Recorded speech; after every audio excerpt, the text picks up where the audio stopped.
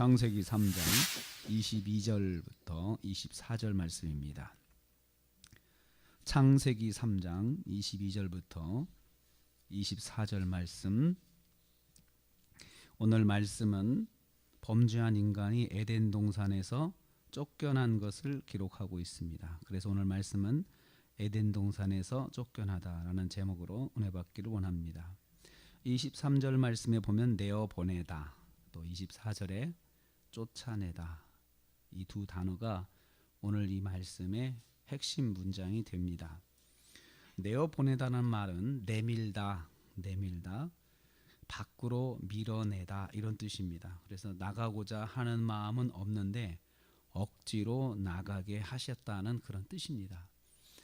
쫓아내다라는 말은 밖으로 몰아내다 이런 뜻입니다. 그래서 내밀다라는 말보다 좀 더 적극적으로 쫓아 나가도록 이렇게 강제하신 것을 여기서 볼 수가 있습니다. 내보내신 데는 목적이 있었습니다. 22절 말씀 보니까 그가 그의 손을 들어 생명나무 열매도 따먹고 영생할까 하노라. 이 말씀을 직역하면요, 생명나무 열매를 따먹고 영생하지 못하게 하기 위해서 이렇게 직역이 되거든요. 그래서 내어 보내신 목적은 생명나무 열매를 먹지 못하게 하는 데 있습니다. 그렇다면 그 이전에는 생명나무 열매를 마음껏 먹을 수 있었다는 거죠. 그래서 생명나무 열매의 효능에 대해서 여기 기록하고 있는데 영생할 수 있습니다. 이 생명나무 열매를 먹으면 영생할 수 있는 그런 효능이 있는 나무의 열매였습니다. 이 생명나무 열매를 접근조차 하지 못하고 손으로 따서 먹을 수도 없게 만들기 위해서 아예 그 생명나무가 있는 동산에서 사람을 추방하신 것입니다. 그렇게 해놓고 내보내신 후에 하나님께서 또 하신 일이 있습니다. 그래서 오늘 말씀은 여호와 하나님이 이르시되, 여호와 하나님이 내어보내요, 또 하나님이 쫓아내시고, 그러니까 하나님이 주체가 되셔서 오늘 말씀은 계속 하나님께서 일을 벌이시는 거예요.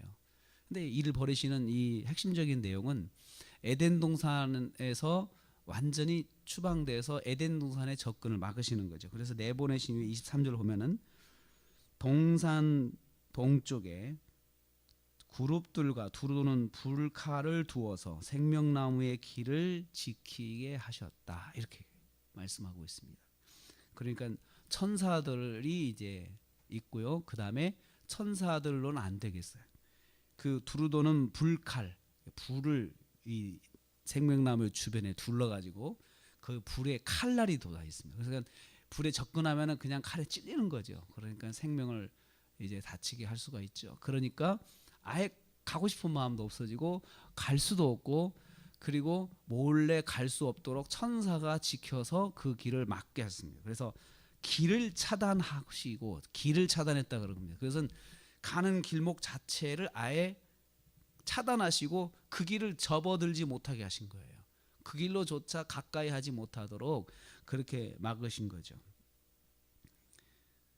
인간이 이 조치를 통해서 영생의 길에 서 있던 인간이 단생으로 바뀐 것입니다.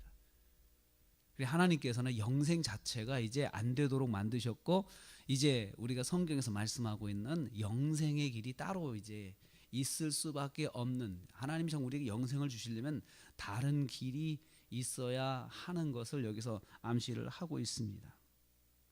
동시에 인간은 새로운 삶의 길이 열리게 되었습니다. 불행하지만 새로운 길, 이제 단생의 길, 이 땅에서 살면서 어느 때가 되면은 삶을 마감해야 되는, 생명을 마감해야 하는 단생의 길에 접어들게 되었습니다. 동시에 23절에 보면 그의 근원이 된 땅을 갈게 하셨다. 땅을 갈게 하셨다. 이제는 전에는 땅에서 나는 것들을 자연스럽게 먹을 수 있었던 그런 때가 있었는데 그때도 없어지고, 그런 축복도 이제 사라지고, 내가 땅을 갈아서 그 땅에서 나는 소출로 먹고 살아야 하는 그런 길이 열리게 되었습니다. 그래서 우리가 지난번에 묵상한 것처럼 땅을 가는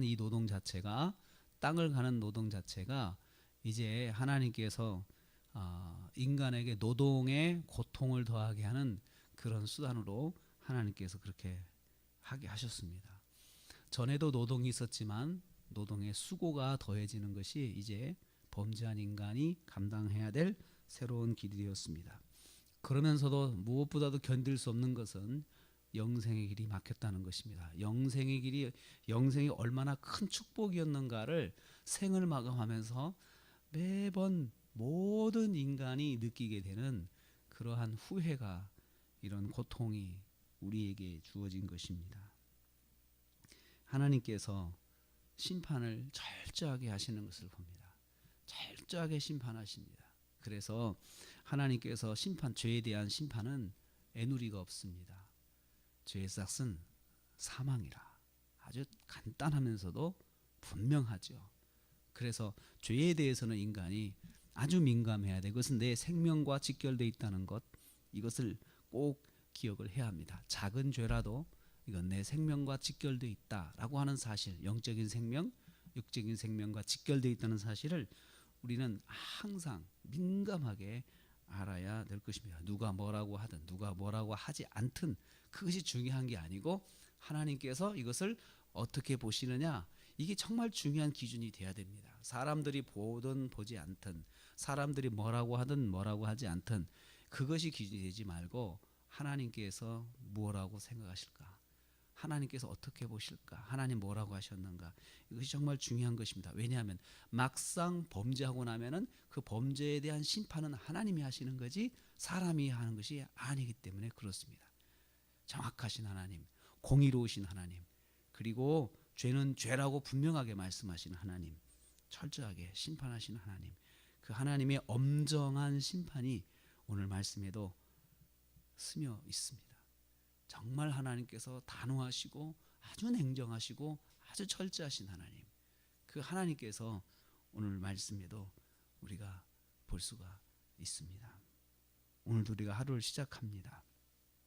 하나님께서 철저하게 죄를 심판하시는 하나님, 우리가 한 해를 돌아오면서 누가 거기에 대해서, 나의 행동에 대해서 뭐라고 하든 하지 않든 내가 하나님 앞에 서서 주님, 제가 이러한 연약함이 있었습니다. 저를 용서하여 주시옵소서.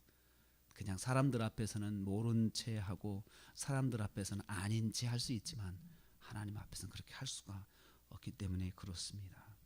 그가 그의 손을 들어 생명나무 열매도 따먹고 영생할까 하노라. 영생하지 못하게 하기 위해서, 이 말씀 속에 참 안타까움이 있습니다. 그걸 먹고 살 수가 있었는데 그것만큼은 하나님이 금하지 않으셨는데 참 안타까움이 성경을 볼 때마다 있습니다. 오늘 우리가 이제 한 해를 며칠 남겨놓지 않고 있습니다. 죄는 철저하게 회개하고 한 해를 돌아보면서 연약한 것들은 십자가 앞에 내려놓고 아버지 앞에 나가서, 은혜의 보좌 앞에 나가서 용서를 구하고, 또 우리가 정결한 마음으로 새해를 맞이할 수 있는 그런 귀한 시간 되시기를 주님의 이름으로 축복합니다.